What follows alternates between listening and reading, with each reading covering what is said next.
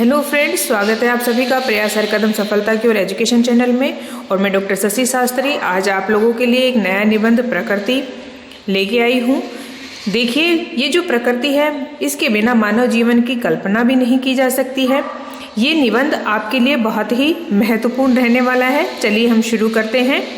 भूमि आपो अनलो वायु खम मनो बुद्धिर एव च अहंकार इतियम में भिन्ना प्रकृतिर इष्टा। भूमि, पृथ्वी, जल, तेज, वायु, आकाश, ये जो 5 महाभूत हैं, और कहा है मन, बुद्धि, अहंकार, ये 8 प्रकार के भेदों वाली प्रकृति है। इतियम भिन्ना, इससे भिन्न जो 5 महाभूतों से बना हुआ जीव रूप बनी हुई जो मेरी प्रकृति है, उसको जान करके जिसके द्वारा यह जगत धारण किया जाता है, इस प्रकार से प्रकृति की यहाँ परिभाषा दी गई है कि प्रकृति क्या है। निम्नतो अन्नतम वक्ष्यति को जलानां विचित्रो भावं मृग पक्षिणां च माधुर्यम इक्षौ कटुतां च निम्बे स्वभावतः सर्वम इदम ही सिद्धम। कहा, क्या कहा, जिस प्रकार से निम्न तो उन्नतम, निम्न नीचे, उन्नत यानी कि ऊंचाई, वक्षत ही को जलानाम, जल को जिसने क्या सिखाया है, गहराई और ऊंचाई जिसने दिया है, विचित्र भावम मृग पक्षिणाम च, मृग पक्षी यानी कि पशु पक्षियों में जो विचित्र भाव है वो भी प्रकृति ने दिया है। माधुर्यम इक्षौ कटुताम च निम्बे स्वभावतः, माधुर्यम इक्षौ गन्ने में जो मिठास है, कटुताम च निम्बे, नीम में जो कड़वाहट है, ये स्वभाव सर्वम इदम ही सिद्धम, प्रकृति से ही सिद्ध है। ये सब चीजें प्रकृति के द्वारा प्रदान की गई है। स्वभावतः, स्वभाव से ही। कहने का मतलब ये है कि जिस प्रकार से नीम का स्वभाव कटुता है और गन्ने का स्वभाव मीठापन है या उसकी मिठास है, ये सब हमें प्रकृति ने दिया है। इस प्रकार से ये सिद्ध होता है।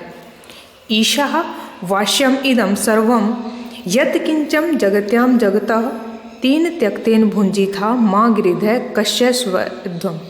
कि जिस प्रकार से ये जो लौकिक गति है, इसमें जो गतिशील स्थूल जो भी विश्व है, यत् किंच जो कुछ भी ये विश्व में जो कुछ भी दृश्यमान जो हमें दिखाई देता है, जो गति करता है, जो व्यक्तिगत दुनिया है, वह क्या है, वही प्रकृति है। इसी को ही हम प्रकृति कहते हैं। और ये जो प्रकृति है, ये संपूर्ण प्रकृति उस भगवान का निवास स्थान कही गई है या उस परमात्मा के रहने का स्थान है। आपको क्या करना है, तेन त्यक्तेन भुंजी था, आप इसको तेन त्यक्तेन, आप सिर्फ इसका भुंजी था सेवन कर सकते हैं, वो भी त्याग के भावना के स्वरूप, या फिर आपको इसका सेवन त्याग के रूप में करना है, ना कि संग्रह के रूप में। माँ गिरिधा कश्य स्वेदम। और कहते हैं कि आपको जितनी जरूरत हो आप केवल उतना ही इसका सेवन करें, क्योंकि जिस प्रकार से कि आप इसके लालची ना बने, इस प्रकृति का दोहन ना करें। प्रकृति ने जो हमें दिया है उन चीज़ों का हमें त्याग की भावना रखते हुए भुंजिता भोग करना है और लालची नहीं बनना है। अस्माकं परितः प्राकृतिक वातावरण है, पर्यावरण प्रकृति कथ्यते। अस्माकं परितः, हमारे चारों ओर जो प्राकृतिक वातावरण है उसी को ही पर्यावरण या प्रकृति कहते हैं। मानव जीवने, मनुष्य के जीवन में पर्यावरण से है अति महत्वपूर्ण स्थानम अस्ति। मानव के जीवन में पर्यावरण का बहुत अधिक महत्वपूर्ण स्थान है। अस्माकं परितः वायु जल मृदा भी आवृत्ते वातावरणम पर्यावरणम अस्ति। कि हमारे चारों ओर जो वायु है, जल है, मिट्टी है, ये जो आवरण है, ये सारा का सारा इस आवरण से युक्त जो वातावरण है वही पर्यावरण है।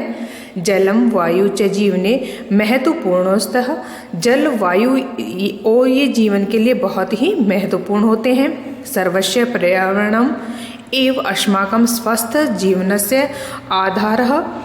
कि जिस प्रकार से स्वस्थ पर्यावरण ही हमारे जीवन का आधार है।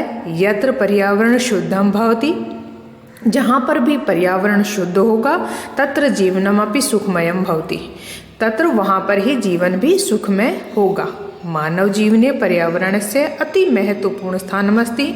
मानव जीवन में पर्यावरण का बहुत ही महत्वपूर्ण स्थान है। जिस प्रकार से क्या कहा, पत्र पुष्य फल इच्छा फल छाया मूल वल्कल दारु भी गंधा निर्यास भस्म स्थित तस्मै कामान वितन्वते। कि जिस प्रकार से पत्र, पुष्प, फल छाया, मूल, तना, वलकल, छाल, दारू भी लकड़ी के रूप में, गंध, सुगंध, और जो जलाऊ लकड़ी है उसके साथ ही भस्म यानी कि राख, और कहते हैं कि उसके साथ साथ हमें क्या मिला, गुठली और अंकुर भी प्रदान करने के कामान वितनवते, ये हमारी कामनाओं को या ये हमारी इच्छाओं को वितनवते ही पूरा करती है। कौन? प्रकृति।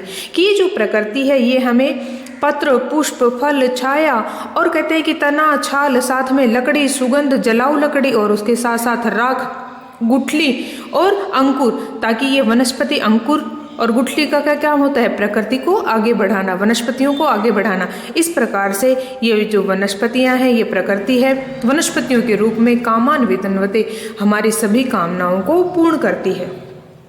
एतंच, इसलिए पर्यावरणस्य संरक्षणं भवितुमर्हति, इसलिए पर्यावरण का संरक्षण करना या पर्यावरण की सुरक्षा करना बहुत ही महत्वपूर्ण है।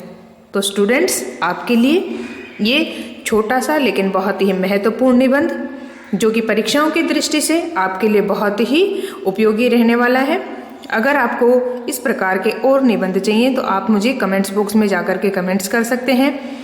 तो दोस्तों, ऐसे ही और निबंध देखने के लिए हमारे चैनल के साथ बने रहें। अगर आपने चैनल को अभी तक सब्सक्राइब नहीं किया है तो प्लीज़ चैनल को सब्सक्राइब कर लें, ताकि आने वाली और जो वीडियोज़ हैं उनकी नोटिफिकेशन आपको समय समय पर मिलते रहें। धन्यवाद दोस्तों।